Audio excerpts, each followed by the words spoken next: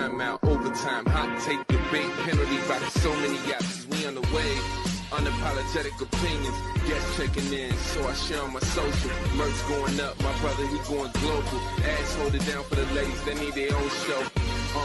But we right back with it. Timeout with Coach Cam, we shouldn't miss a minute. Yeah. But we right back with it. Timeout with Coach Cam, we shouldn't miss a minute. Yeah. Hey, what's up, y'all? Welcome to another episode of Timeout with Coach Cam.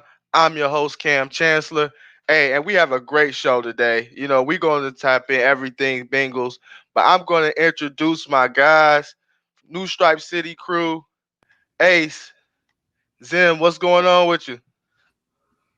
Hey, what's going on, bro? Glad to be here. Also, shout out to my man Dwayne Fowler. Found out me and Cam got a mutual friend. I grew up with him. He did the intro music on here. Kind of blew my mind. I didn't even know he was rapping. So, Dwayne, if you watching this, what's up, bro? But glad to be here. And this is the Orange is the New Black. Zim definitely has his thing going as well.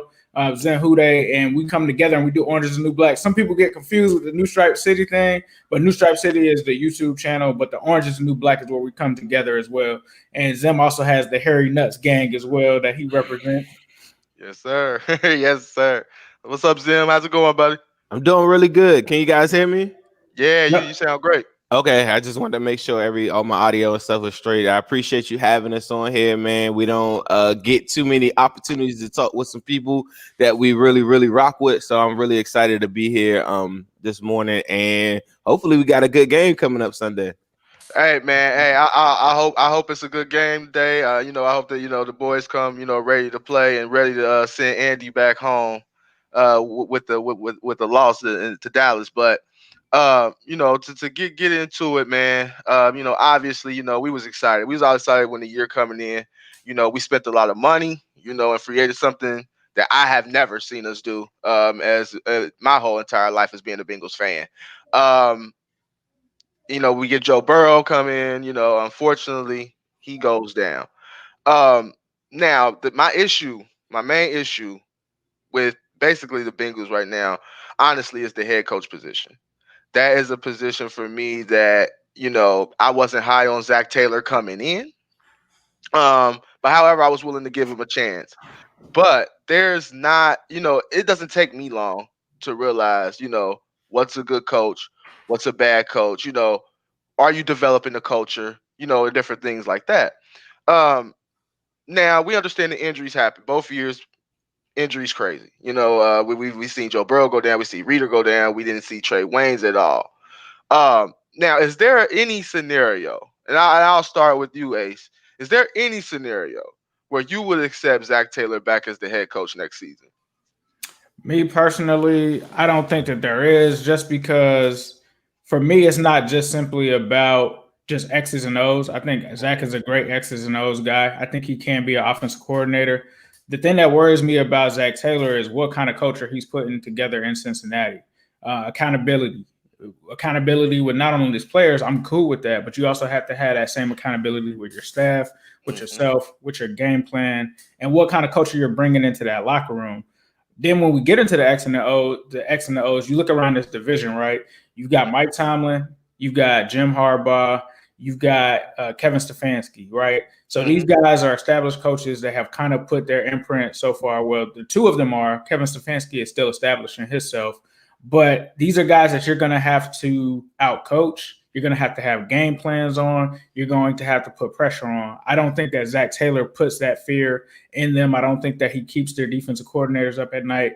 And for that reason, it's got to be someone that can bring in the right culture, lead them properly, hold players accountable, and also be able to know about situational football and be able to outdo these coaches in situational football, because we've seen there's been a lot of one-score losses and stuff like that. And to me, that's not really on the players per se. That's really on the coaching and some of the decisions that happen in certain situations. And so from these past 2 years, I haven't really seen improvement in that area, at least to the point where I trust him with situational football. I think his play calling has gotten better this season, which we've seen. But just the disturbing things that and whispers that we hear from the locker room makes me give somewhat cause of concern. So a lot of people are talking about possibly him moving on from his coordinators and stuff like that. That's cool. But at the end of the day, when these other coaches are trying to join this staff, Do they respect Zac Taylor? I'm not sure. I can't say or speak for them, but we saw when Zac Taylor got here, it was hard to do that. So for me, I think if you want to win, I wouldn't want any kind of scenario where he comes back personally. Mm, All right, Zim, what you think about that? What you think about yeah, Ace Man. brought the heat right there. What you think, Zim? Would you accept Zach Taylor back? Any conditions at all? No, for me personally, I don't think that Zac Taylor is going to be the move. Like for the longest, I'm just like how you were saying. We just wanted to give him a chance, wanted to be fair. It's not too many people that could say that they stood on the table for Zac Taylor when he was hired, because half of us didn't even know who he was. So for me, I didn't even really know enough about him other than the fact that the little bit of information I had got from him from the Bearcats. But aside from that, I wasn't going to write him off. But now we're in the second year of this, and I think we just all understand, like, if there's a game to be had, to be won at the end, he's proven he's not going to win that game.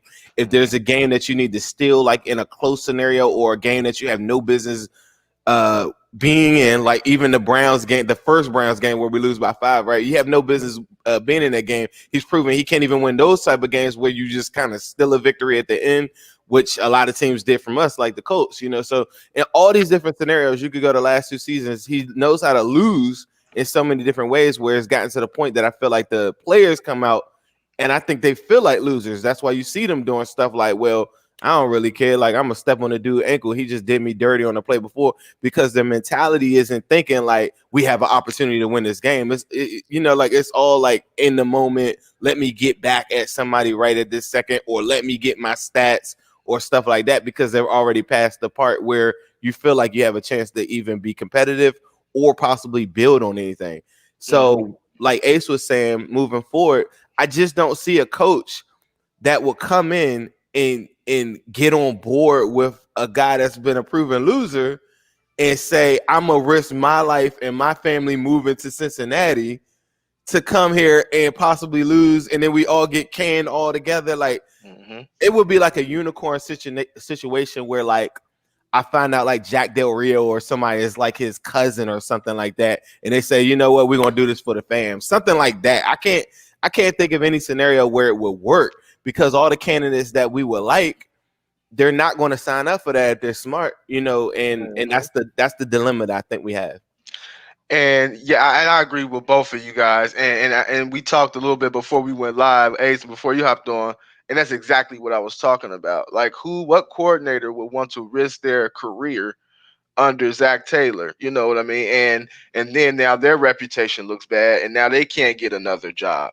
I knew Zac Taylor wasn't, the best choice in the world, because I am a UC football fan. I follow them closely, and he was part of one of the worst eras in UC football over the last 20 years. You talk about a bottom 5 in the whole college football in offense. I mean, and this was where UC was, they had solid players, they wasn't never, bad or anything, but to finish 123 out of 128 in college football, that's, I mean, Zac Taylor for me is a prime example of failing up. He hasn't succeeded anywhere he's went.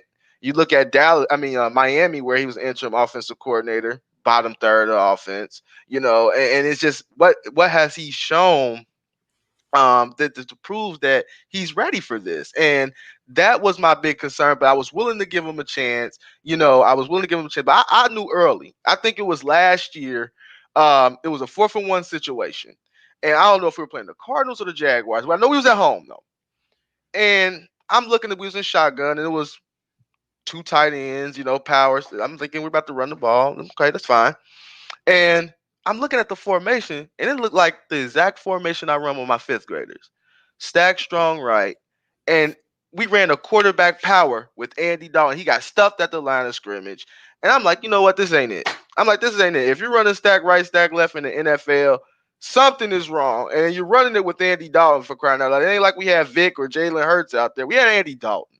You know what I mean? It's just situational awareness. The way we lost that Browns game was just pathetic. You don't be in press man coverage. The only way you can lose the game is with a touchdown. You keep things in front of you. You make tackles, and if they kick 3, that's cool. We in overtime, but you don't give up 7. You know what I mean? And you know, situational awareness, situational football, not good at. I don't think if there's a situation for me, instance, where I would accept Zac Taylor back as the head coach of this football team. You know, the fans are at probably at its wits end, and the players are too. And you know, certain players are just being quiet because they just want to play ball and you know and get their playing time. But the players aren't happy with this, and you can see it. You go ahead, Zim. I could see a scenario where they could keep him and push him off to the fan base, and for a lot of fans, that are already done with the organization as a whole. Really, I think regardless, even if we'll get into dream candidates or whatever for a head coach later. Most people that message me, especially older Bengals fans, aren't going to be on board, even if they hired Belichick, until Mike Brown is gone. Like a lot of people just feel like there's no getting past that. And, you know, like I'm not in that group, I guess. I feel like you could outsmart the front office, but I just don't even think that even if you had your dream head coach, there's a lot of fans that just aren't going to buy into the front office because they've been a fan for 30 plus years. And they're looking at Mike Brown's track history and looking at what he's done over it, and they can't mentally get past that at all. Like no matter what you show them, even with the third most amount of money spent in free agency this past offseason, that still wouldn't be enough for any of those fans that I'm talking about. Like nobody believes in the front office, so that's the other tricky part. Is like even if you had the best coach in the world, I just think the most fans won't even buy into that because of the front office. Now, just to touch on this comment here from I got Chris Taylor. If your players don't believe in you, it's a wrap. I think this is having people appreciate what Marvin did. And, you know, I think we remember like the last few years of Marvin, you know what I mean? But it doesn't make me forget what Marvin did because I understand where we came from, you know what I mean, as far as the 90s and what he inherited was much worse than what Zac Taylor inherited. So, you know, yeah, I definitely appreciated what Marvin did here. But it sounds like all of us is about we're about the same far as Zac Taylor and you know and how we feel about him returning. Now, Ace, if hypothetically we play the last game of the season, that Monday they announce Zac Taylor is fired, or you know, or they choose to mutually part ways or whatnot. Who would you like to see? You know, as a coach, you know, as the coach here is in Cincinnati. Now, far as you know, maybe a pipe dream or even a realistic candidate, who would you like to see? I think the pipe dream, and people have kind of killed me for this one, is Jim Harbaugh. And the only reason for Jim Harbaugh is what we said, you know, the respect that he commands, the fact that he has a rich history of working with college quarterbacks, Andrew Luck, Colin Kaepernick. These were guys that he developed. The fact that he has skins on the wall that if he's putting together a staff, people are going to come. Like a lot of people are going to come and work for Jim Harbaugh that probably wouldn't if we were to keep a lesser known coach.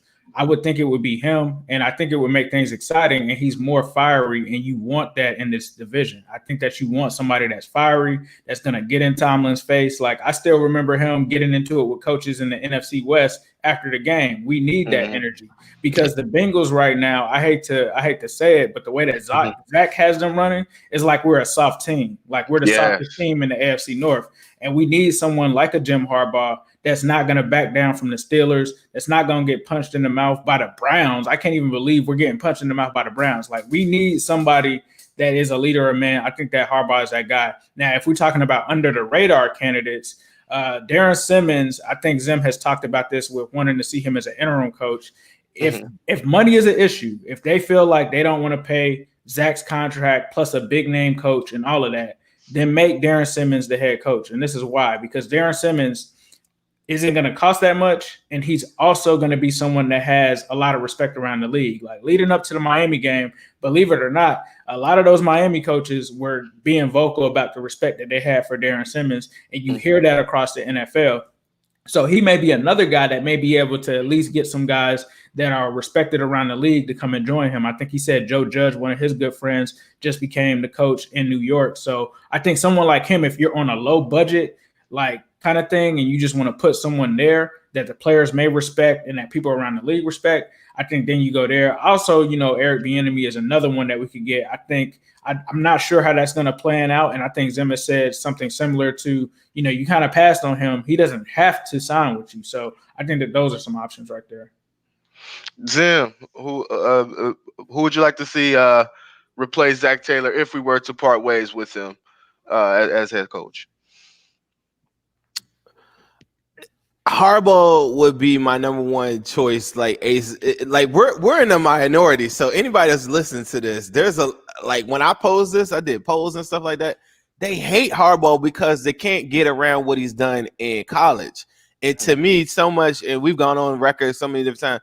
To me, so much of college is predicated on recruiting, and he's not a good recruiter. And people get so caught up in that. But you got to think, I can't speak for Ace, but I don't really watch that much college football at all until it gets into the draft. Right. And so during the NFL season, I remember those teams, those Kaepernick teams. I remember the defense that they ran. I remember the energy. I remember the fire that he had. I remember the relationship that he has with quarterbacks because he too is a former quarterback. So the one thing that people always say is that Zac Taylor is really good with Joe Burrow. Joe Burrow doesn't know no better. He's a rookie. He's going to like whoever the hell, he's a very simple guy in that regard. Like, that's not saying much. And it's very telling that now that Joe Burrow is gone, the offense is absolutely trash. It makes him look way worse. Like, people that think that him being, like Joe Burrow not being there, they'll be like, oh, well, they're going to give him another shot. I think it's the exact opposite. It's like, because Joe Burrow's not there, he's fully exposed. They're unable. Like, if it weren't for Tyler Boyd going 72 yards to the house last week, right, they would have got blanked. So it's like, it's fully exposing how non reliable his offense is. And so for me, I know Jim Harbaugh has had a system that works. He's gone to a Super Bowl. Anybody that's saying anything bad about Harbaugh or whatever, and you could tell me in the college football, whatever. He's gone to a Super Bowl. You either haven't gone to a Super Bowl. Anybody that's in here, you haven't been to a Super Bowl as long as we've lived. So we're talking about a Super Bowl candidate. Like, just like I posted Cam Newton the other day as a backup quarterback, and everybody trashed him. I'm like, Ryan Finley is our backup. Cam Newton has gone to a Super Bowl. You know what I'm saying? Like, when the Bengals fans get so picky, Right. But Harbaugh is one of my guys that I like the most. I like the coordinator for the Colts, Eberflus. I like what he's done with them and turned them around a lot. That's a guy I really, really believe in. I think Joe Brady would be really good just because of his familiarity with Joe Burrow. But the only thing I question is he's part of the new age coaches that I just don't think work well with this front office again. It has to be like a unicorn situation where there's a coach that just wants to coach and doesn't want to have anything to do with any GM duties or responsibilities in the draft and stuff like that. It's got to be like a coach's coach, like there's not that many of that left because most of those guys know that you're going to go down with some other people that you don't, or other players that you don't really believe in. And that's the reason why I just think it's such a hard choice to get it. But Harbaugh, I feel like, is a coach's coach that probably wouldn't want too much. Joe Brady is a guy that I think would be perfect, but he's going to want to clean out everything in there, like the food, like the way that the setup is, like all that. Like, he's going to bring in everything that he learned from LSU and bring it to Paul Brown. And I just don't think Katie and the family is ready for that. Go ahead, Ace. Go ahead. So I saw that someone, I think it was Matthew Boyd, said he's not a good recruiter. You guys just talked about how easy it would be for him to recruit other coaches. But let's just talk about this. Do you know that when he was in San Francisco, his offensive coordinator is currently Greg Roman, that is with the Ravens, and his defensive coordinator was Matt Nagy. Both of those guys could be gone, so we could automatically have both of those two guys there. They've worked with them before. Recruiting coaches and recruiting players are two different things. And there's all kinds of different things that go into that. Whether you have a choice of going to Alabama or you have a choice of going to Michigan, certain players are going to weigh different things when it comes to that. But I don't think that he's going to have any problem whatsoever recruiting a coaching staff. I think that's going to be the last of his problems. Yeah, and I agree with you. I agree with you 100%. And I would definitely take Harbaugh. I'm not, into the things like, he coached for Michigan and, all that. Like my guy Ken said here, he's a Buckeye alum. So, he don't know about, having the Michigan. Hey, look, man, I want a guy that can come in here, especially getting the, you have to, it's more the X's and O's, man. You have to be able to be a leader of men too. And that's where I really feel like Zac Taylor is lacking at, and where I feel like we really have to have the players respect, from the head coach. And for me, I would take Harbaugh. Joe Brady, as you mentioned, it's a guy that's out there. He's not flashy, but he's done it in kind of a similar situation as Cincinnati. I will call Jim Caldwell, man. I will give him a call because you know what? He was winning 9 and 10 games in Detroit. When has Detroit done anything? They're in that front office. They're a bad organization. But he has a respect and he can command the respect of the players, and they will play hard for him. They will win games. It's not a flashy pick at all, but I think Jim Caldwell can come in. Get great coaches around him, and that's the key. You got to get good coordinators around you. And I think Jim Caldwell is definitely a person I will call experienced, and someone that I think that could get this thing, rolling in the right direction. So for me, I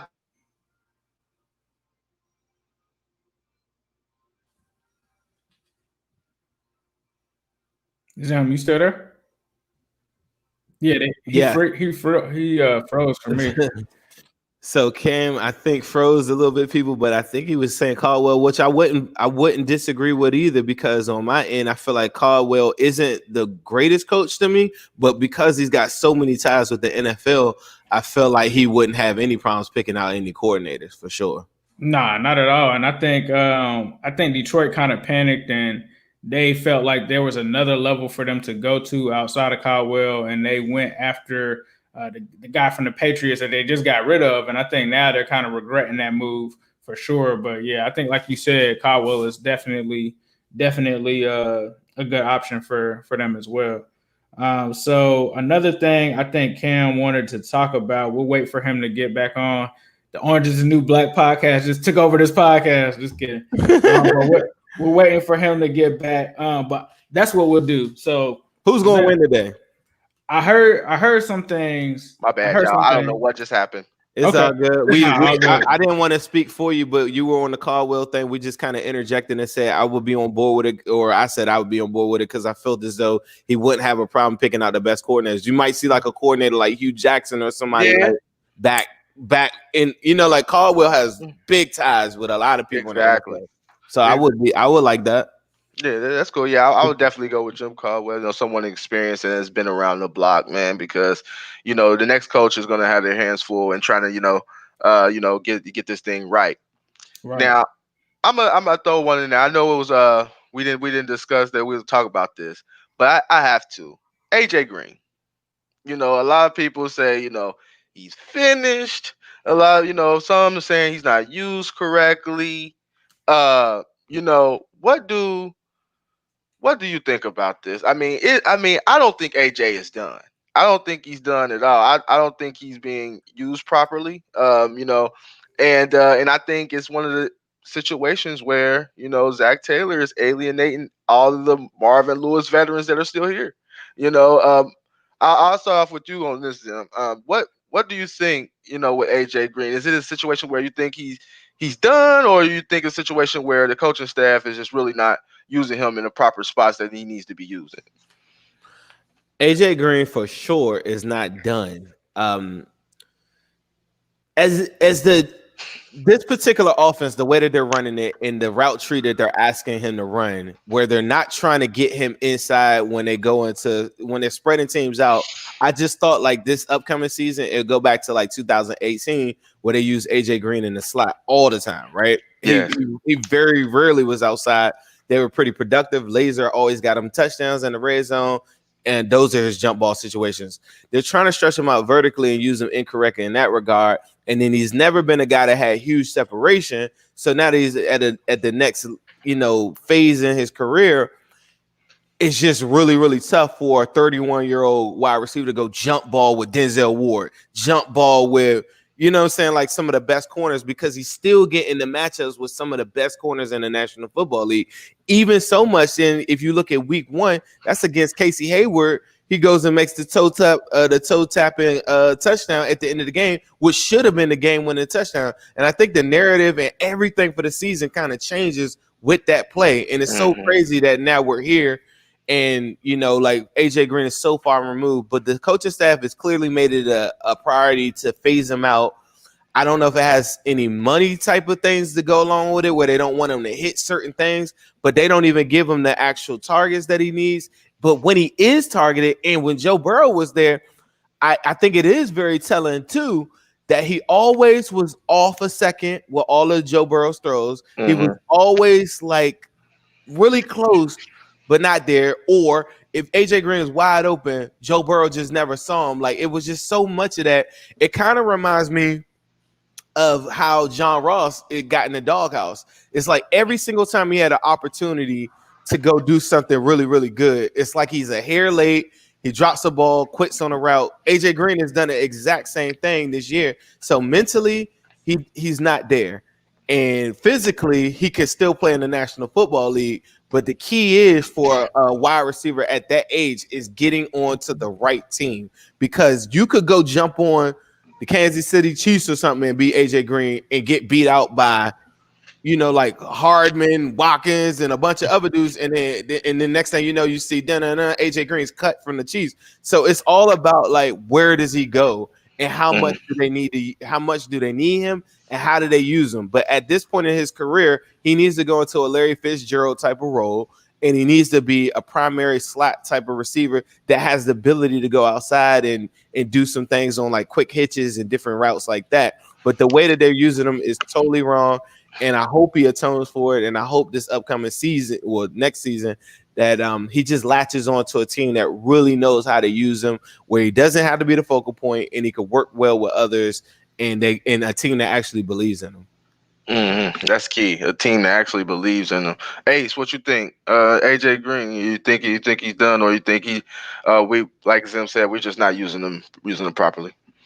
I definitely don't think AJ Green is done. I think some people look at a wide receiver. Anytime a wide receiver, or any player for that sense, that's a skilled player, whether it's a running back, whether it's a receiver. Usually when they hit 30, it's kind of like the cautionary flags come out, and I think subconsciously people automatically think someone's going to lose a step, they're going to get worse. It's just a stigma that we already have when it comes to skilled players once they reach a certain age. I think with AJ Green, you've seen flashes of when we have good situations or when he's used or play called properly. And once him and Joe Burrow started to try to get on the same page, we saw some flashes, right? It wasn't completely like when we saw Chad Johnson his last year in Cincinnati. He was not the Chad Johnson that we had seen before. And that was when T.O. was here and stuff like that. So we've seen that, I think, happen before whenever it comes to receivers not living up to the same level that they've been at. I don't think that that's the case with him. I think that it's also, like you said, us not using him properly. And I think it's just a lot of mental frustration as well. Obviously, with him having so many injuries, he's also worried that he may get hurt, or if he makes the wrong move on something like that. He's also learning a new offense, getting used to catching balls from different quarterbacks. He's getting upset because the balls aren't able, or he's not able to progress his routes because quarterbacks are getting hit before his routes even finish. I think it's a whole combination of all of it. And I think we've seen on some of those missed passes that he's had some frustration. I think it was J.C. O'Sullivan that was pointing that out when he did a lot of film review. And he kept saying, and that was something that stuck out to me, was he was like, look at AJ Green's body language. He's clearly frustrated. That's something to keep watching. And I think someone released a report that said that he had tossed his helmet last game. So he's just frustrated because he wants to be great. You saw when the guy came on to the Orange is the New Black podcast with me and Zim that he said he wants to be great. He wants to get those numbers. He wants to work as hard as he can to be considered amongst the greats. And Cincinnati isn't really at this juncture really putting him in a position to do that. Like, Zac Taylor's not doing that. The offensive line isn't there for them to do that. He's just at a point right now where it's just not working out. And unfortunately, we will have to see where that goes. But it's going to be a tough sell to me. Like, even if you move on from Zac, it has to be someone respected that will get AJ to believe there's something here. Or it could be that we have to move on. The time is unfortunately here for us to move on. I personally wish that it didn't end as ugly. If this is the end, I personally wish it didn't end this ugly on this note, because AJ was a guy that I wanted to retire a Bengal. But I would not fault him. The NFL is a business. You got to do what's right for you. You got to do what's right for your career. At the end of the day, you don't want it to be that Zac Taylor is the reason that you didn't make the second ballot or first ballot Hall of Fame, and he is the reason that you're not in. So I think it's a combination of both. I don't think he's done. Is he AJ Green that was once ranked the second best receiver by some in the league. No, he's not that, but he's still, I think, a top 10 receiver potentially in this league if he's used correctly and if he's in the right situation. I can't agree with you more, and I'm not going to elaborate on it a lot. My guy Donnie posted here. I have a bunch of respect for AJ. I'm seeing a significant drop off from an explosion aspect. Slot will be tough. Remember the short arm and drops when inside too. Don't get me wrong, he can go be effective, but this isn't the old AJ. Athleticism took a hit on that injury, very possibly. I mean, yeah, I mean, of course it does seem like he doesn't, even on those deep balls sometimes. It doesn't seem like he got the extra gear he used to have. When we used to throw it to AJ, you see him kick on that extra gear and make that play. I don't think that's there anymore. But like you said, Zim, Bill Lazor used him great in 18, where they moved him around, they had him in the slot, and then before the toe injury, she was up there in touchdowns. I mean, we remember the 3 touchdown games with against the Ravens, week 2 on that Thursday night, and that was all from the slot. They was all from the slot, right. And it's. I was there at that game too. That was a great and game. It was all from the slot, and I'm like, okay, yeah, he's transitioning into that. Right. But like that was the start of the transition right there. When you're kind of getting up there a little bit, but right. you can still go ahead. I just feel like they're just in that aspect. Yes, Donnie is correct. He doesn't have the explosion that he used to, but he's still very violent at the line of scrimmage, and he still gets clean releases. So. For me, like that's why you see him get in the games. He had like 6-7 catches, whatever. He had a bunch of slants. You could do that a lot for him, but you have to have him on a team that has like other viable options, because after a while, DBs are just going to undercut that, or linebackers are going to drop back in the coverage and pick it off or whatever. But you get him in an offense that, see, he could work here, but it's just, I think he's ran out, his time here with all of the stuff that's happened here.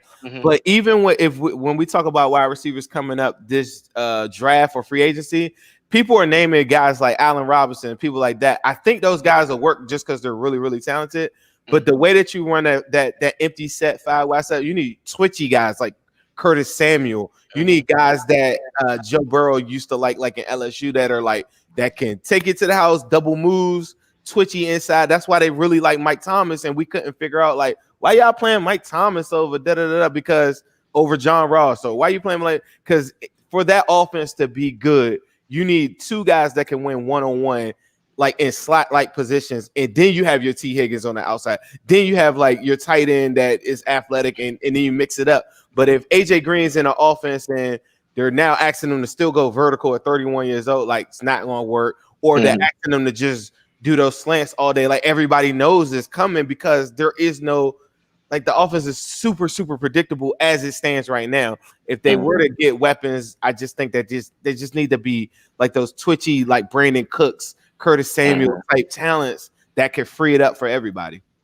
Yeah, and I agree. Yeah, we needed that. Kind of like you said, short catch guy that could take a hitch and or take a slant and can go with it. I was really wishing that guy could have been John Ross for us. I really do, because I thought that guy could have been a guy that can get you a hitch, like we seen in college, and take it 60 for a touchdown and take the top off the defense too, which would be huge for AJ Green working underneath. Go ahead, Abe. The one thing that's weird about the John Ross situation is Zac Taylor's first year, he used John Ross perfectly. Like when you talk about like those first couple of games where they were getting him in space, he was I just don't understand what changed from last year to this year, honestly, because I thought that Zac did a great job of using Ross last season, and then his that season was just derailed by injury. So it wasn't anything that started to make him ineffective or anything like that. And I just was kind of puzzled that they wouldn't continue to build on that this season, especially with AJ and other guys being back, why they still didn't have plays for Ross, because you don't have to just throw 50 or 60-yard bombs to Ross. There's other things that you could do, such as screen, stuff like that, to get him in space, or to even throw him in the backfield like a Curtis Samuel and just do reverses and stuff like that. And I kind of wondered, and that was one thing that kind of frustrated me with Zac early on when I talked about the play calling, because he would do those things with Tyler Boyd and T. Higgins, but it's like, you have John Ross. Why aren't you with John Ross? People sleep. Last year, John Ross through 3 weeks was number 1 in fantasy football. All of that stuff. It's like people don't realize that even happened. Like he was killing.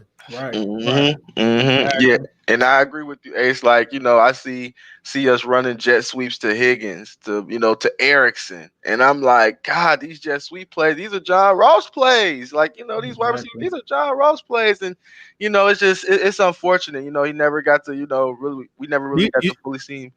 Go and John Ross always sparks up my interest the most. But ahead. imagine this though. Imagine somebody in here right now saying, "Well, John Ross is a bust and he's trash." Right? The way that you're talking, Coach Cam, is like what you should be doing as a fan is wondering why didn't it work? Not sitting back just to tell your friends like, "I told you he was going to be a bust." Like, what Hmm. satisfaction do you get from that being a Bengals fan? You used the number 9 pick in the NFL draft. It's not in your favor that you feel like you were right. Like, if you think that he sucks or you think that you should be wondering, like how Coach Cam is saying, like, how come they not running a jet sweep on him? Like, you should be wondering why the 4 years that we have him, whatever, why didn't they use him correctly? Because it hurt my team. Not, Right. I'm right. That Right. I told y'all we Bingo. should have picked them or whatever. Like, of Right. course we should have probably picked in hindsight a lot of people, but we got John Ross. And a fan that doesn't wonder why they don't want to use him or why they're using him incorrectly, to me is I don't know what the motive is. I just don't. Right. And just to follow up what Zim is saying, Mhm. even if John Ross, let's just say for instance, even if John Ross, he's gone, but even if John Ross didn't live up to the pick, you still picked him with the top 10 pick. So you need to see every single part of John Ross that you can because you gave that investment. Right. I think when Hugh Jackson was on, he talked about Darius Hayward-Bay, right? They picked Darius Hayward-Bay with a high draft pick. So Hugh had to get as much of Darius Hayward-Bay as he could out of him. Corey Davis is another guy. They didn't renew his 5th-year option. So in theory, the Titans are telling you they feel like this pick was a bust, but they're still utilizing Corey Davis for as much as they can to take a top 10 pick, to draft him, and then to not even like activate him is just mind blowing. Like, it hurts the team. It hurts your franchise. It hurts your franchise. Right. Yeah. Exactly. And then when you're struggling to create separation in the deep ball, and you don't usually the fastest guy, arguably in the NFL, for that, I mean, I'm just sorry. There has to be a way to have him on an active roster every Sunday. I don't care, like he's made some mistakes. I understand sometimes he don't go after balls, alligator or whatever, but he's talented enough to be on the active roster week in and week out. Especially like I'm sorry, Mike Thomas is not it for me. He had a good showing early, but then after a while it was like, okay, where are you now? And it's like with Zac Taylor, he has the leash is longer for others. Yeah, it's no consistency. And there's no consistency with it, and that's what I don't like. But all in all, with far as going back to AJ Green, Can you imagine what Andy Reid would do with that? Auden Tate, AJ Green, you know what I'm saying? Mm-hmm. John Ross, Tyler Boyd, T. Higgins. Can you imagine with anybody like my talks with Hugh, like off the record or whatever? Like we all just believe me, like coaches all are believing like, what are y'all doing? Like y'all got all of them guys and you can't figure out how to make that work. Yep, that's amazing to me. But unfortunately, I think it's going to end ugly with the AJ Green thing. And because I look at, and not necessarily, it ended ugly with Whitworth or anything like that. But, certain people I feel like should be Bengal lifers. You know what I mean? I feel like AJ should be a lifer like Larry Fitzgerald is to Arizona. I feel like, we should, no matter what the age was, I felt like Andrew Whitworth should have been a lifer. I felt like Willie Anderson should have been a lifer. We should have never seen him in the Ravens jersey. But I think we're headed to that route where, I like Zim said, I don't know if they want to diminish his numbers, make him not hit certain goals. I don't know what it is, but it's like they're just trying to devalue him completely. And that's what I don't like, because AJ has been, great to us, great to this city, great to this organization, and don't deserve this at all.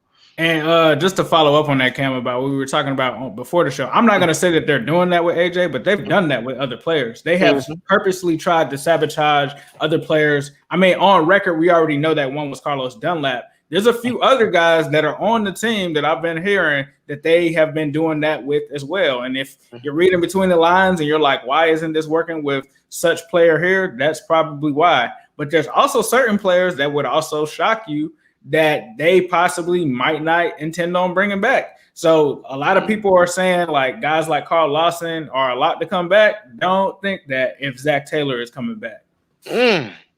Now you telling me that we gonna let go of one of our best pass rushers, we one of the worst pass rushers in the league.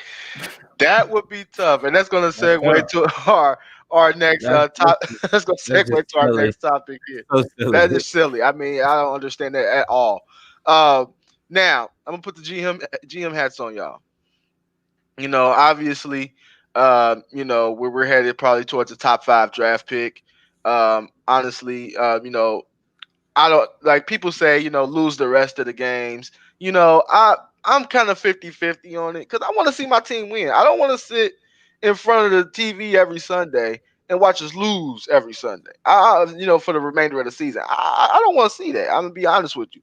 But however, I understand, you know, us getting the 3rd pick of the draft or, you know, top 3 pick will help us getting where everybody think we should get is in Penei Sewell.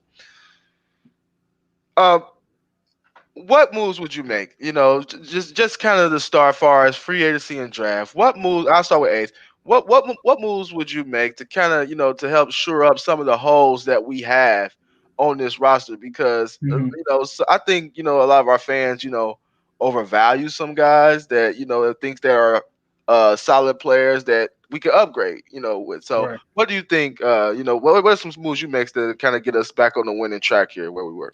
I think before you even get into free agency or the draft, the first thing that you have to do is look at guys like Bobby Hart, Geno Atkins, you know, Billy Price, guys that have potential that could be possibly either cut or move, because that's cap space that you're going to have to use for free agency. That's kind of going to dictate essentially what you're going to do there. So first, I think you need to figure out what you're going to do with those guys, right? Then from there, are there any trades that you need to make for certain players? Are there any linemen or something? Like if you know what the free agency class is exactly, and let's just say for just this purposes, Joe Thuney resigns with the Patriots before free agency happens, right?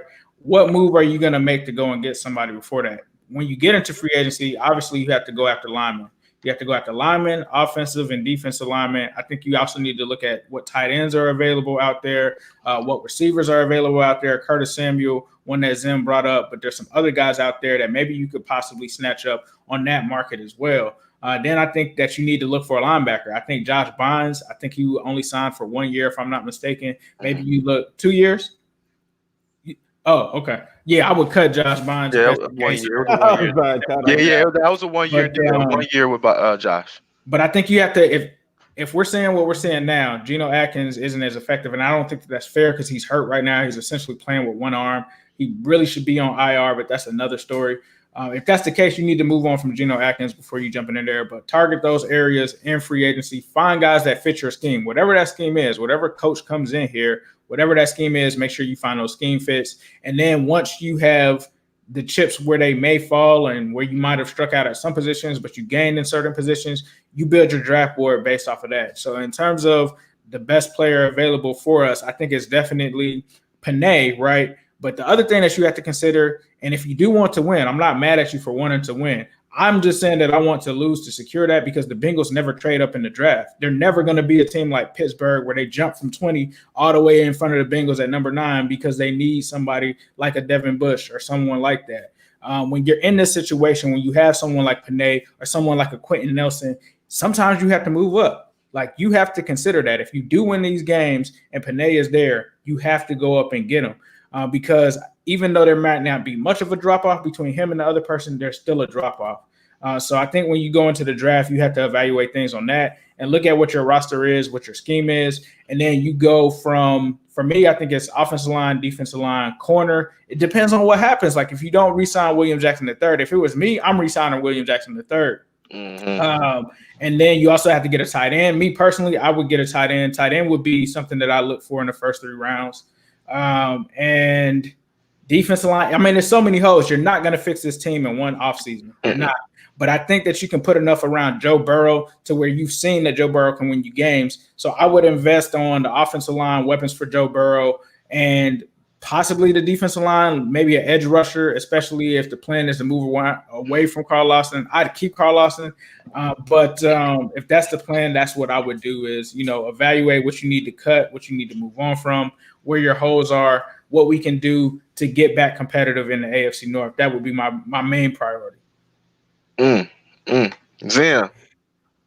So for me, a lot of the different things I'm going to say are just all based on best player available because there are so many holes. I hadn't seen our team have this many holes in a while, but a lot of the holes are based on guys coming back from injury. So while I view defensive tackle as a hole, right, it's not because I don't believe in DJ Reader. It's just because I don't want to put too much on his plate when he comes back.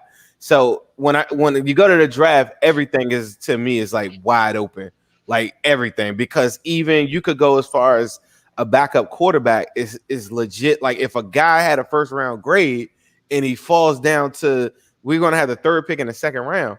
If a guy falls down there, I might have to take a look at that just because the backup quarterback play is so bad with so many holes. But the key is if you go do something like that, then that same edge rusher that you should have picked right there in that spot, or that same offensive, let's say we were going to go get another offensive tackle at that part right there, you better go in free agency and go make up for it some way. One thing I'm not a big proponent on is banking on early production from offensive alignment from the college ranks, unless it's a guy like Penny. Because it has to be a sure thing for this organization. They've proved time and time again they're unable to scout properly on the offensive line. So I really don't trust them going into the second round of a draft scouting anybody, because if you were coming out of a draft and getting Cedric Ogbuehi and Jake Fisher, like you're essentially almost like those were kind of like luxury picks because the people in front of them were, legit starters. But they had a contingency plan to move on from Witt, and a contingency plan to move on from Zeitler and guys like that at some point. And when they were asked to go get all these offensive line, they failed. So for me, it would be if Penny's there at the number 3 spot, you absolutely just go get him.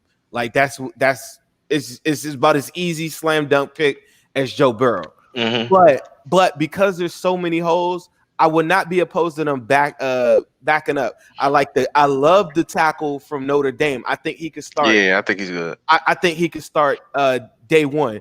And the tackle from Alabama, I think Leatherwood or something. Yeah, like Alex Leatherwood. So those two guys right there, if I go back to 10, 12, whatever, and I pick up another late first or something like that, and I can add 2 elite talents, it really opens up the doors for me to do whatever I want. So I want to do that. But the main thing that has to happen, and I talk to Ace about this like every week, is they have to go get a big-time guard in free agency. Yeah. Just because of the simple fact. And Ace has been quick to let me know, well, that's something the Bengals don't do. Well, they better do it now. Because I just don't trust their assessment of going into the draft. And we talk about putting all these guys around Joe Burrow. I don't want to put 3 unproven guys around him versus a veteran guy that's 28 years old that I know is legit. Like that's to me putting guys around Joe Burrow, guys that I know that have been here before, not washed up, can get some, like come in, hit the ground running, and we ain't missing a beat. Taking offensive line early in the draft, it's got to be slam dunks, and there's some slam dunks early on, but as it goes further on, it just kind of gets murky for me. So that's why I'm like, they got to go just as hard as they did in free agency this past year on the offensive side, and hope that a lot of these defensive guys come back and paying out, because at some point the money's going to run out. But you go sign Jesse Bates, make him the highest paid safety in football. That's the very first move. Then you go do Lawson deal, because I don't care what staff it is, what scheme it is, Lawson works. Like that works. The one guy that I will want to sign, but I think they're going to franchise him, and that's a whole nother show on why I think, and I've got like a little bit of information inside that says that they're going to lean towards franchising them. But when you're going into a transition with coaches and possible coordinators, you might not want to commit that type of money that they would have to pay William Jackson. Because don't forget, this is going to be the biggest check that William Jackson is ever going to get. Is right here now at this moment. So with the transition, you might not want to do it. You might want to AJ Green a situation where you see what you got, franchise him this year, If it doesn't work out for the next staff or the current staff, he walks the cap. You free up the cap space and that. Or if you're legit and you're now making playoff runs, you're now on board with like, we want to make you a part of this moving forward, and you did go pay him. So for me, that would be the franchise of William Jackson, Jesse Bates, make him the highest paid safety in football, no questions about it. And Lawson, I just don't. That would be so idiotic of them to miss out on that, because to me, with the depth that they have at offensive line, although the offensive line is really bad, the worst thing on this team is pass rushing. Like the offensive line is really, really bad, but they don't have anybody that can rush the passer. And you lost games because of that. You lost the Colts game and the Browns game just from the sheer fact that you had nobody to rush the passer. Baker Mayfield and Phillip Rivers sitting there in a perfect pocket. You go in zone in the Colts game. They don't have any way to send any pressure. You go man-to-man in the Browns game. They have no way to get any pressure. And guess what? Who is that? Carlos Dunlap almost hits him on the first play overtime in that Browns game, and that would have ended the game. He completes the pass and then goes all the way down the field, no pressure, and you lost games because of pass. To let Lawson go would be stupid as hell. Yeah, it would be idiotic to say the least to let Lawson go. You have to re-sign Lawson. A couple moves, I would make, and I guess we could tie that in. Jesse Bates, I'm locking him up immediately. You talk about arguably, like I talked to Ace, you talk about arguably pretty much easily best player on your football team. You have to lock these guys up, and he likes to be here. They will though. I know they will. I know they're gonna get it. Like I put my reputation, whatever little bit of reputation they have that's happening. I agree with you on that. That has to happen. But they play players that are healthy and produce. Bengals do that for the most part. So unless you're a guard, unless you're a guard, right? So unless you're a guard, right? Because we let Zeitler walk. But just a question to tap into real quick from my guy Sam. How you feel about Jonah? Do you all believe in him, or is it too early? I believe in Jonah Williams. I think Jonah Williams is fine, but when you put a guy next to him like Michael Jordan, that's gonna be hard, for him to look good. The guards got to be solid. They got to be halfway decent for the tackles to look good. And I know a lot of people got on Bobby Hart last week.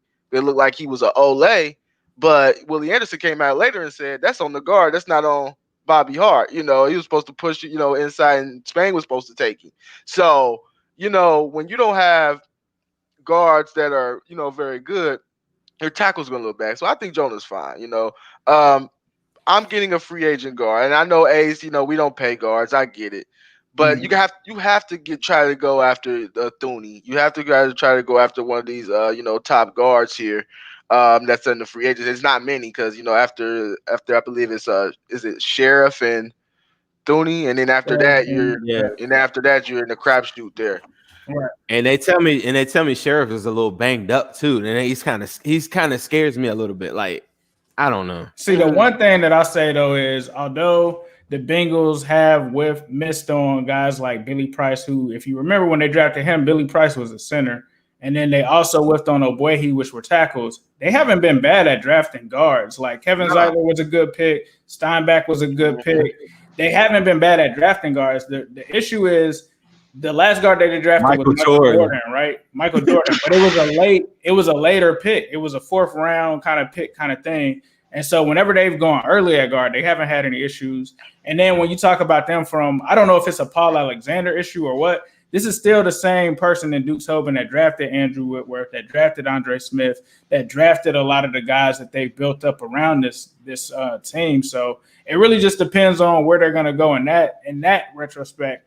But yeah, I mean, if it's a free agent guard, of course you would want that.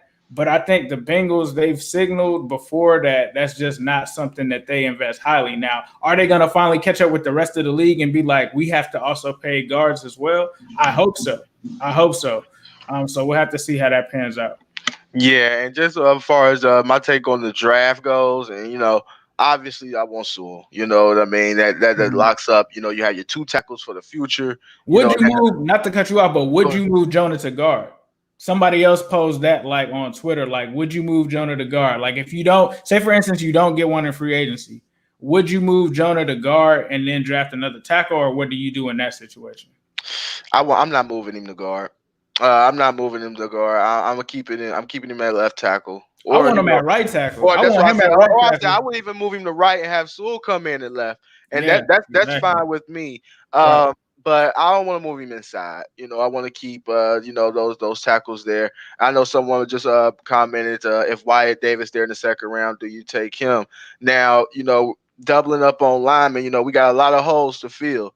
When you talk about that, you talk about we need pass rushers. And Yeah. now you arguably talk about Zim just said, for word, he got maybe that William Jackson may get franchise tag, but you got to look at the secondary too. The corners. Outside of William Jackson, you talk about. I thought Darius Phillips could take that leap because he showed great ball hawking skills the previous year with 4 interceptions and limited play. He just hasn't really. But say he's your third or fourth option. See, that's the problem. They forced him to a situation where they're like making him go man to man with OBJ and all this crap.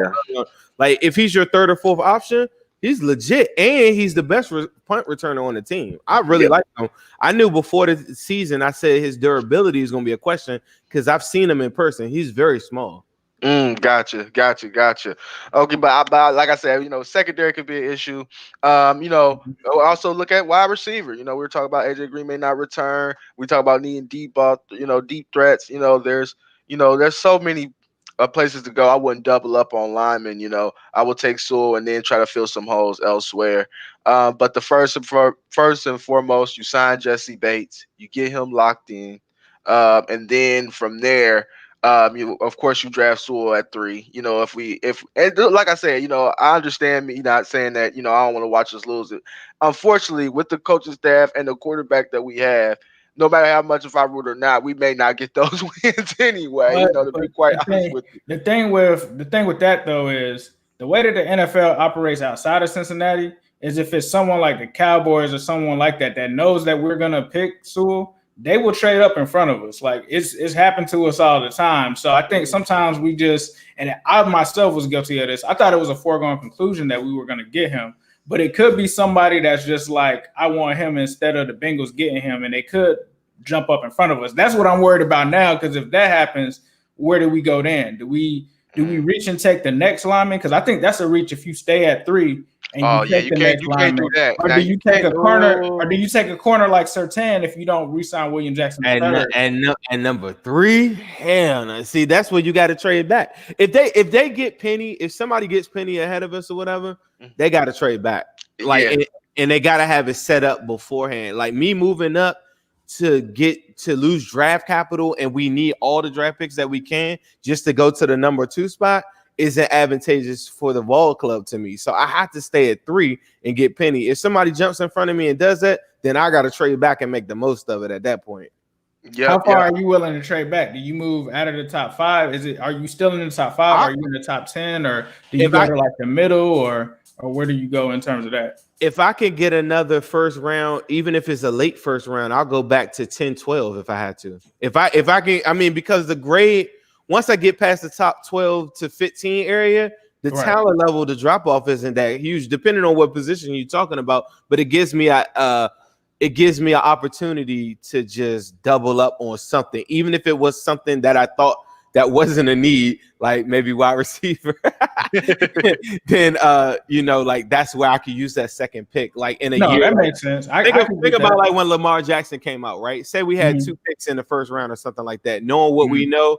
That would have been a great opportunity. You would have had the opportunity to say, shoot, I'll get Lamar Jackson 20-something, but it's not really my first round pick. My first round pick is really who do we draft that year? Is that the John Ross?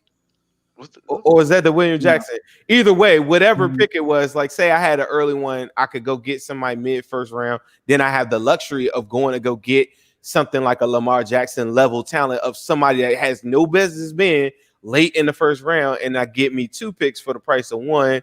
And it's not really that big of a drop off because the drop off from Penny to the guy I'm talking about, Etchenberg, even though I like Etchenberg for Notre Dame, he hasn't given up a sack in 2 years. Even though I like him, his feet aren't as quick as Sewell, and Sewell's 20. So I'd be lying to myself saying that this guy's Sewell, but at the same time, he would start for the Bengals this upcoming year. And how you want to move Jonah to whatever. Like now the teams are playing like 5 wide shotgun, like all that blindside stuff is like primarily when guys were just lining up in going under center.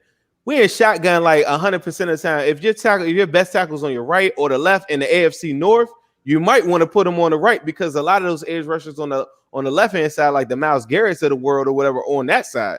So it's drastic. They move them around. I'm about to say, and they move them around. So it's not even like it. Back in the day, you say, well, you want your best tackle in your left hand side for a right handed quarterback.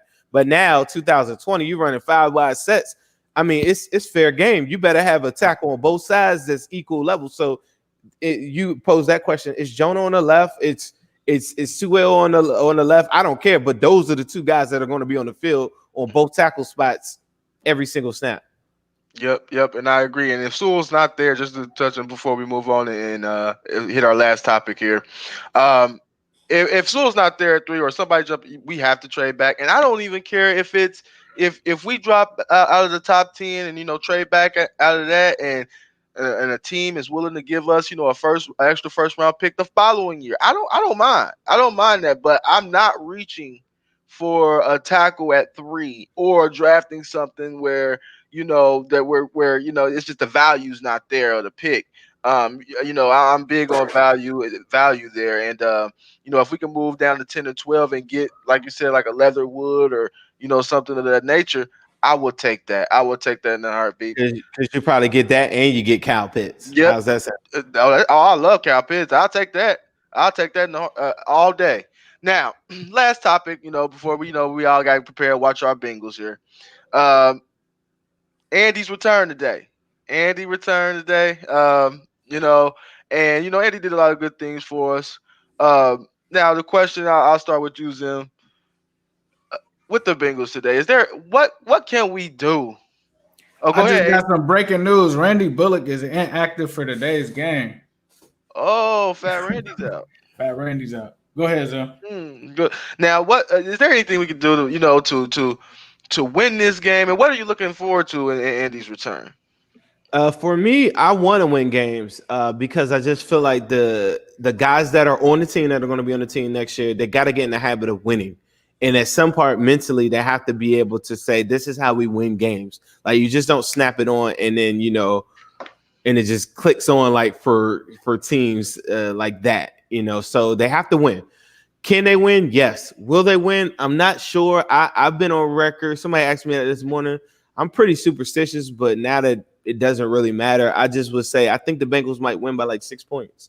I really do. I think the Dallas defense is really, really unorganized. They don't communicate well, and it's going to be really, really, I think, bad for them in a lot of different instances. That's just my overall take. As far as Andy goes, it doesn't mean anything to me because if anybody's ever seen me throughout the years, I've been the #1 Dalton hater in the whole entire world. 4 for 3, right?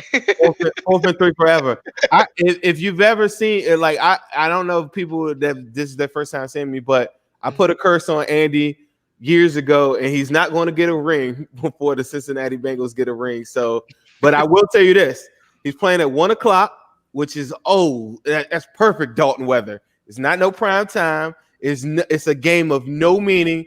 Look for this guy to go crazy. He's got all the weapons, but they'll give him excuses. Say he gets killed today, and say Lawson gets home. They're going to talk about Zach Martin being hurt. Like, this is an Andy Dalton game. You know what I'm saying? They're going to tell you about Andy Dalton. I mean, they're going to tell you about Zach Martin. They're going to tell you about Tyron Smith.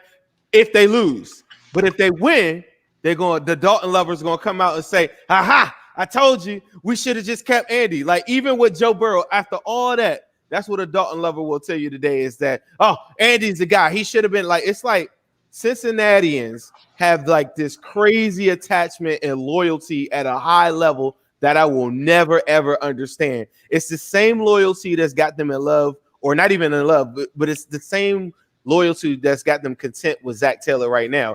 Some people are on the bus and they're ready to go because we're ready to win chips. And some people are just scared to change their position at their job or scared to change their position in life. And they hang on to stuff by the threads like Andy Dalton. Today is a 1:00 game, nothing of meaning. He's got Amari Cooper, Gallup, all the weapons in the world. Mm-hmm. If he does what he's got, he should go out there and throw 400 yards and 4 touchdowns. He should. He's good enough to do it. Will he do it? I'm not sure.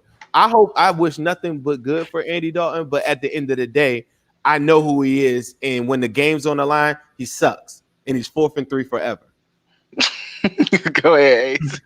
I mean, I felt like this season couldn't get worse. The only way the season can get worse to me is if Andy Dalton comes into Cincinnati and blows us out. Because I was not high on Andy Dalton either as well.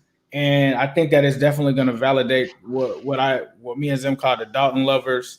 I think that it would definitely try to say, well, see, you should have kept Andy Dalton this year and all that. Like, I don't want to hear that. Like, honestly, you know, a lot of people, I respect what Andy Dalton did for the city of Cincinnati. We appreciate it. Obviously, all of the fundraising and stuff that he's done for the city, I think it's something to be spoken on. You know, he wasn't the worst quarterback that we've had because this is a team that had, you know, guys like Achilles Smith and stuff like that. So I remember those years. I just felt like sometimes our fans used to overrate how good he was.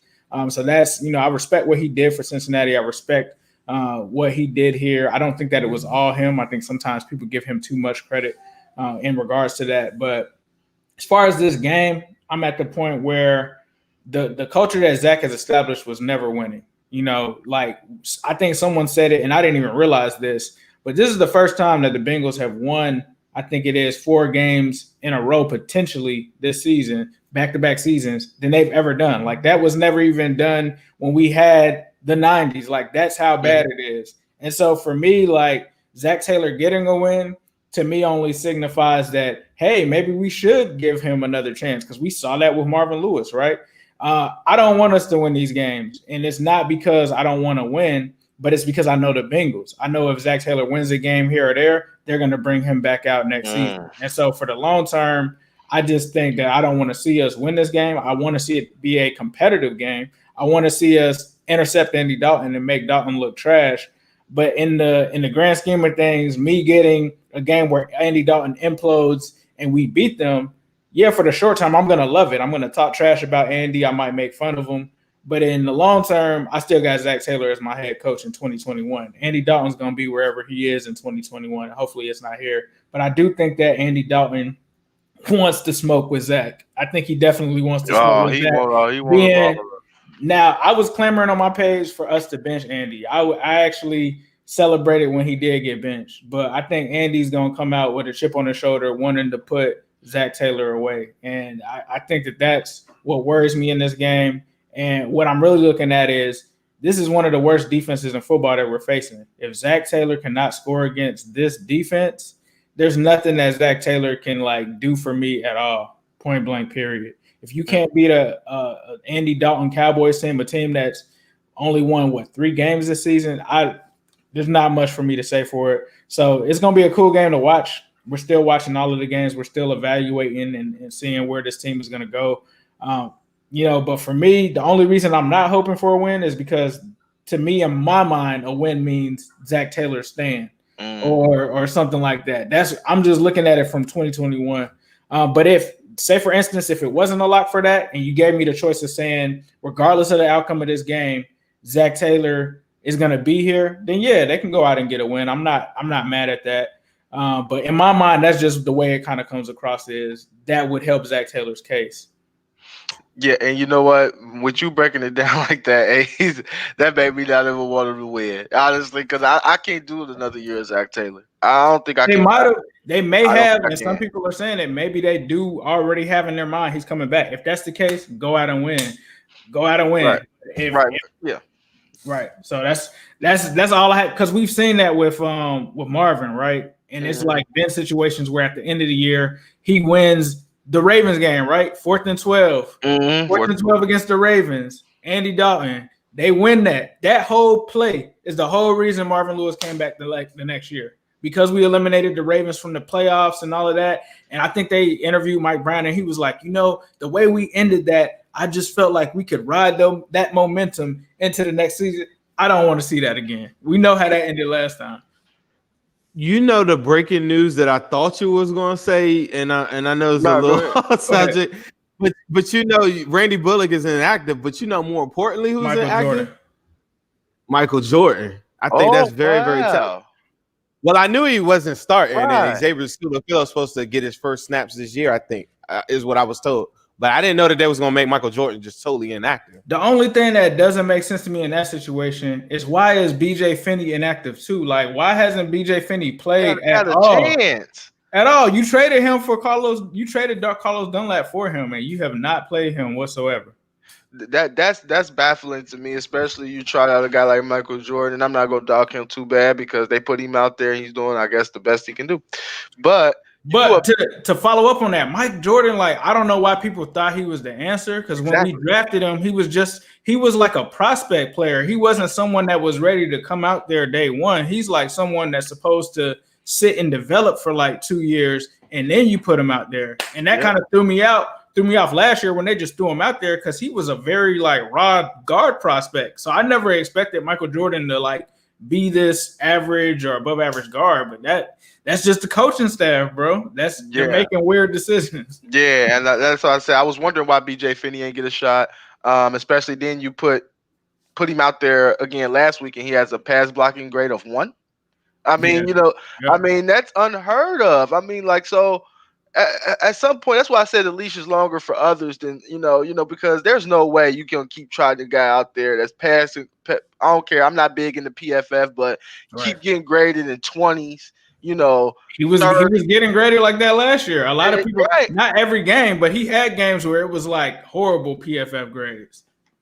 Yep, and just to speak on Dalton, man. Like I said, I respect what he's done, what he did here. But I was with you, Ace. I was happy when he got benched. I didn't think necessarily Ryan Finley was the guy, but we needed to see what he can do. Moving forward, just in case to make sure, like, hey, we getting this number 1 pick. If Ryan Finley is just absolutely terrible, we know we got to get Joe Burrow, and that's what kind of unfolded. But yeah, I do think he got a lot of credit that he shouldn't have gotten here.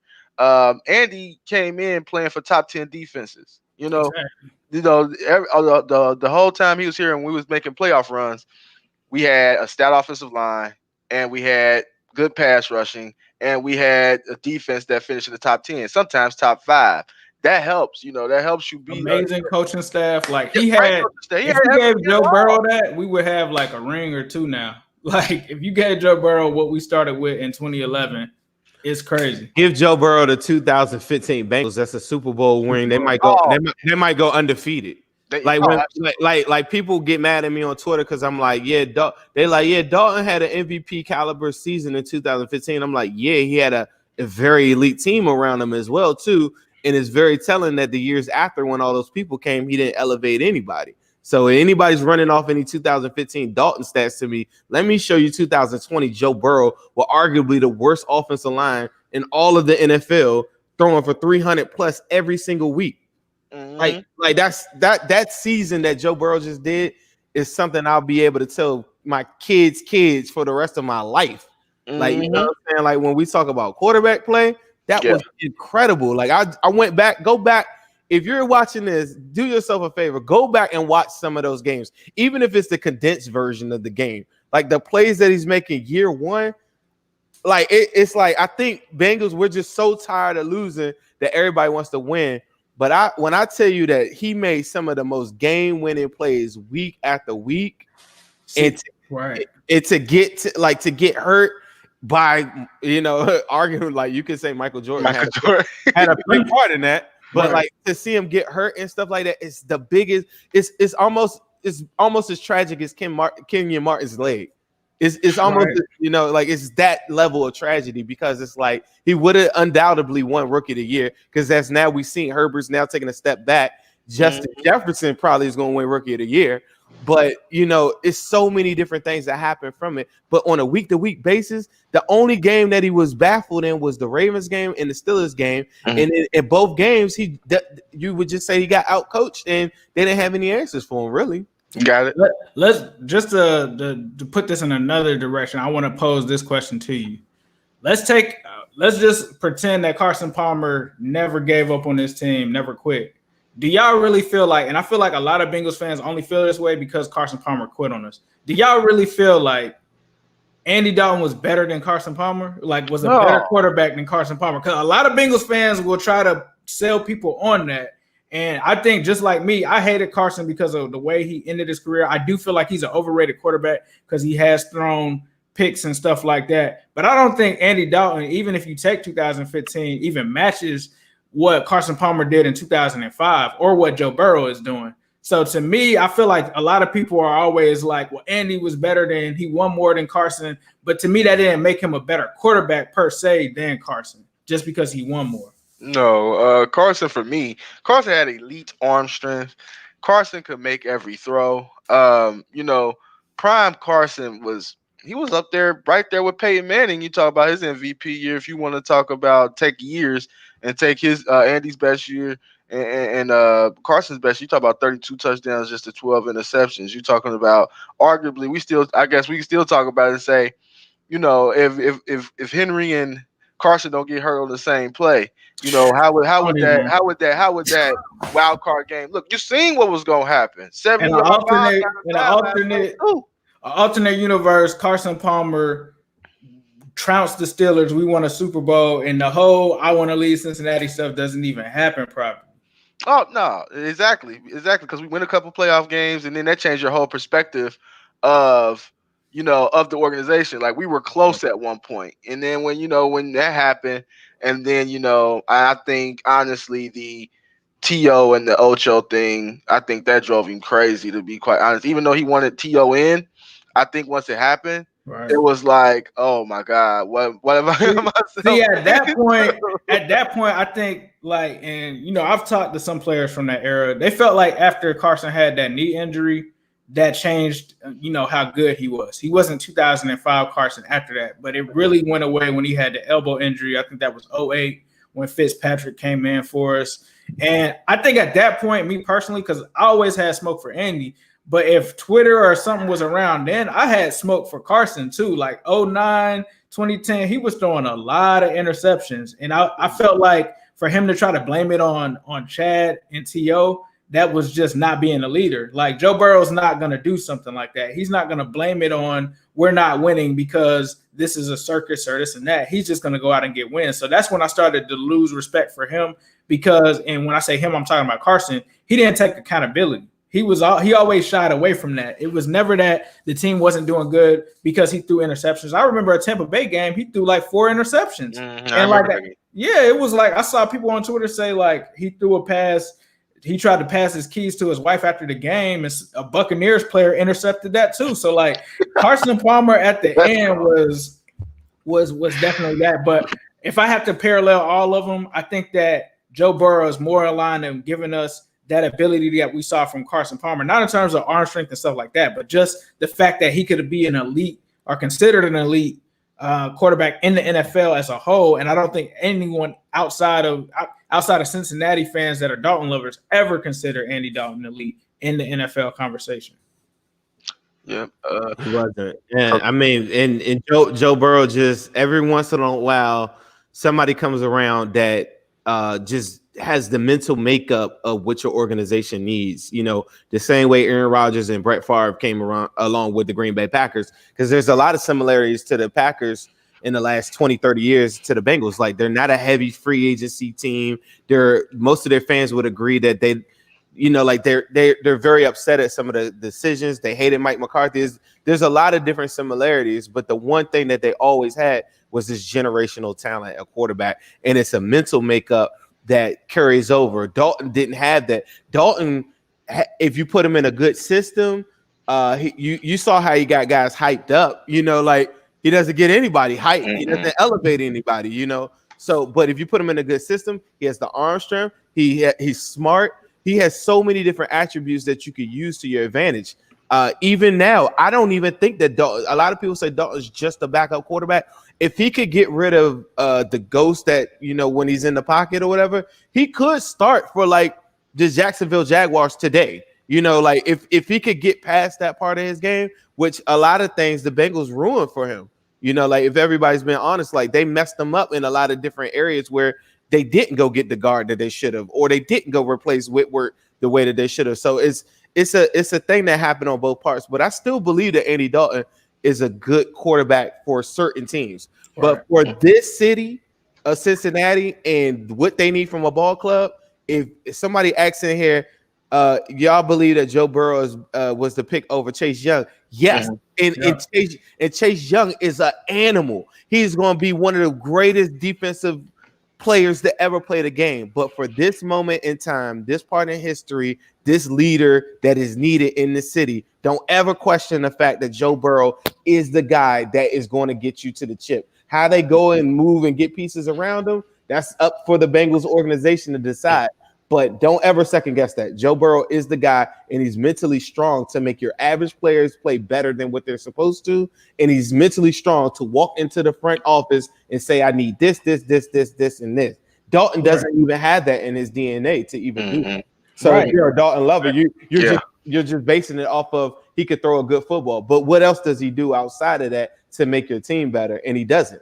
Right. And the reason that you go with that guy is you have to get with the times. The NFL is always evolving. So we talk about the 90s to the early 2000s. That was like ground and pound, hit heavy. You could win with the defense, right? You could have the 2000s Baltimore Ravens and get by with that. The NFL nowadays is a passing league and it's a quarterbacks league. All of the rules that have been changed in recent years is to have the quarterback position be the most important. So maybe in, from the 90s to the early 2000s, you probably would have picked Chase Young and you could have won with Trent Dilfer as your quarterback. But when you got Pat Mahomes, Lamar Jackson, Deshaun Watson, Russell Wilson, all of these guys, you got to go and get the smoke. You got to go and get the quarterback. So that's why Joe Burrow was definitely the guy. Yeah, and I agree with you there. What's up, Brandon? It's my guy there. 5 minutes left here before we go. Joe Burrow, now, arm strength. A lot of people have been talking about it. A lot of people don't want to kind of address. I seen you on Twitter, Ace, address the elephant in the room with that because we love Joe Burrow so much. And, we don't want to, really, say anything negative about Joe. Arm strength, is it a concern? This will be the last question for the show, but is it a concern for you? I'll start with you, Zim. As far as Joe Burrow's arm strength, is that a concern moving forward as we talk about him? As many great qualities he has, and I think he's the guy for sure. But what about the arm strength? It's not a concern to me, like at all. If you give him time, he'll extend plays and throw it. Is he ever going to have the arm that Josh Allen or Pat Mahomes have? No, but there's other different ways that he can get the ball vertically down the field, as he proved at LSU. He's one of the best vertical passes in college football history if you give him enough time, if you scheme up the right plays for him. Deep crossers and stuff are something that they don't even have anybody that can really run that right now. And that's one of the best things that I saw from him on film at LSU. When you start talking about wintertime, windy and everything like that, that's what a philosophy has to be to run the football anyway. Like there's no NFL team that gets to this part of the season and just launches for 400, 500 yards a game anyway, especially in the AFC North. So just coinciding with the division, I just don't think it's ever going to be a factor. Is he going to be able to throw 60-yard passes off his back foot and look really pretty for the Sports Center? No, but I still believe that he'll be able to get the ball down the field, give him time. He has an uncanny ability to stretch plays out and get the ball 40, 50 yards down the field if you give him the ability to, to do that in the pocket and extend plays. But this season one, he had very little opportunities to do that. But when he did, he was stringing it on the sideline to T. Higgins, 20, 30 yards down the field. By the time we got to week 4, his deep passing was one of the best in the NFL. The first 3 weeks, no, it was terrible. It was the worst. But there's different times and different plans that if he aligns himself with a good offensive genius, who I want, like a genius offensive coordinator that matches up with his skill set, they'll have no problem with using his strengths that he has to, to make it a strength of what he's doing on a week-to-week basis. It's just he's not going to bomb it out like Josh Allen. So what? Ace. So for me, I think there's a couple things that you have to talk about when it comes to this. There's arm strength, there's deep ball accuracy, there's all kind of things that kind of go into that.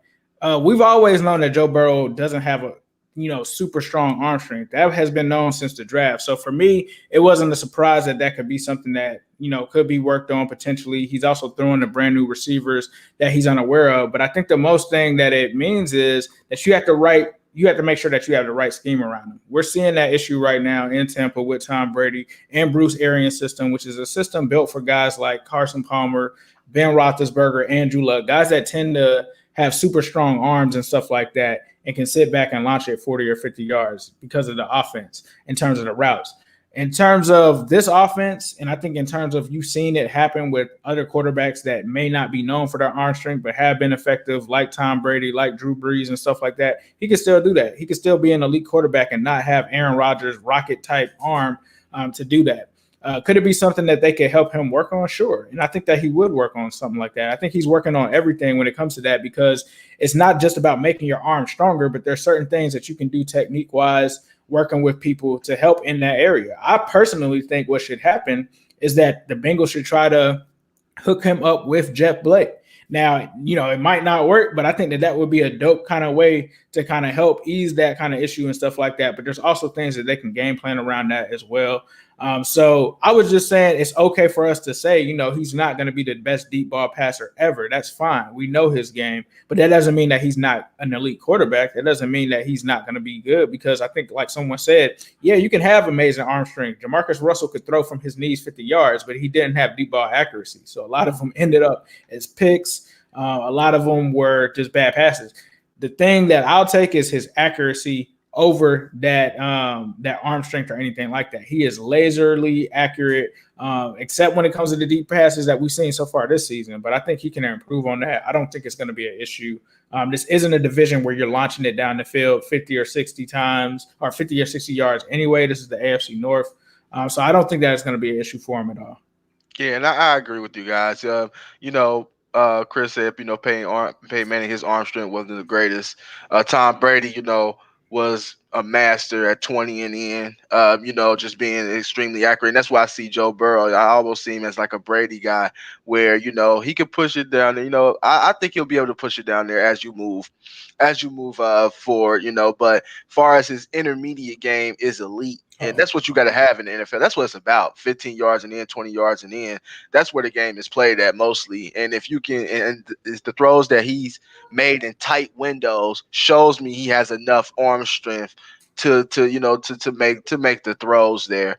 So I mean, for me, of course, you want to see him complete more deep passes. That definitely helps the offense. But however, when we've seen Burrow go on 8, 9, play drives and be able to just dink and doink and get up the field, that's all right with me. As long as we're scoring, as long as we're moving the ball and progressing, and that's great. And just to touch on it, Joe Burrow's the guy for us. He actually had us thinking that the offensive line was improving. And we take him and remove him out, boom, we averaging 3 yards a play, and Brandon Allen and Ryan Finley is getting creamed. So that's just to show you what type of player we have in Joe. And anytime, you have a chance to get a franchise quarterback, especially when you're the Bengals, and you need a quarterback that's going to kind of mask some of the front office and coaching issues. That is, you need someone like a Joe Burrow to mask some of those front office efficiencies, to mask some of the coaching efficiencies, because he honestly made us look better than what we are. Obviously, now we see that now. We were the only 2-6 team I know that was being on national TV because as far as like ESPN and being talked on Get Up and all that kind of stuff, because we had Joe Burrow. Right. It should have won, and it wasn't for coaching. We should have won a bunch of those games. The Colts game, the Eagles game, and the Browns game. I'm not saying that just like as a. I mean, you could the first half of the Redskins game. Yeah. Chargers game, I feel like was stolen from us. And the little bit of points that they did get like later on, like that Chargers game is crazy. That was crazy because even going into the last drive, like before then, like how we let them score in that game, crazy. But that Colt game, there's no way you should be up 21 points and lose. No, that was tough. That was definitely tough. Hey guys, I appreciate you guys being on the show today, man. Definitely great. A lot of interactions, from the fans as well. Appreciate you guys tuning in. Hey, anything? Follow us at New Stripe City on Twitter, Instagram. Follow me at Zim Hude on Twitter. Follow me at Zim_Hude on Instagram. I do a live every week with the Harry Nuts gang. If you guys are looking forward to watch the football game, you can watch it on Instagram at Zim_Hude and ZimHude.com. There you go. Hey, so you got anything to say before we head up out? Nah, man, just appreciate you for having us on, Cam, and thanks for everyone supporting the Orange is the New Black podcast. We truly appreciate that. And Hude. All right. Hey, Hude, you know, we got another one today. Hey, you know, Ace don't want us to win. He wants us to take If it's contingent on Zac Taylor. If it's contingent on Zac Taylor, he don't want that win. Hey, but me and Zell, we kind of want to like Zim said, man. The players here, most of the players here wasn't here during the Marvin Lewis era. They don't know what it's like to win. So to be able to get them to learn how to win and know what it takes to win a couple ball games would help. I'm gonna watch and root. You know, I hope we make Andy look terrible today. And hey, we out. Hude, baby. Hude. Timeout, overtime, hot take, debate, penalty by so many options. We on the way. Unapologetic opinions, guests checking in, so I share on my social. Merch going up, my brother, he going global. Ass hold it down for the ladies, they need their own show. But we right back with it. Timeout with Coach Cam, we shouldn't miss a minute. But we right back with it. Timeout with Coach Cam, we shouldn't miss a minute. Hey, I appreciate you being on, man. Thank you very much. Appreciate you, man. Yeah, I'm gonna just tweet it out to me. I'm gonna retweet and everything. I got you. Watch the game. I'm about to hang out with my son for a second before this thing start up. Drink some coffee. Right, me too. About to relax, watch these pregame shows, man, and so hopefully our Bengals get one against Andy because I ain't trying to hear about we should have kept Andy and picked Chase. I ain't trying. No bullshit. I ain't trying to hear none of that shit today. I already know it's coming because people, even somebody on here was like,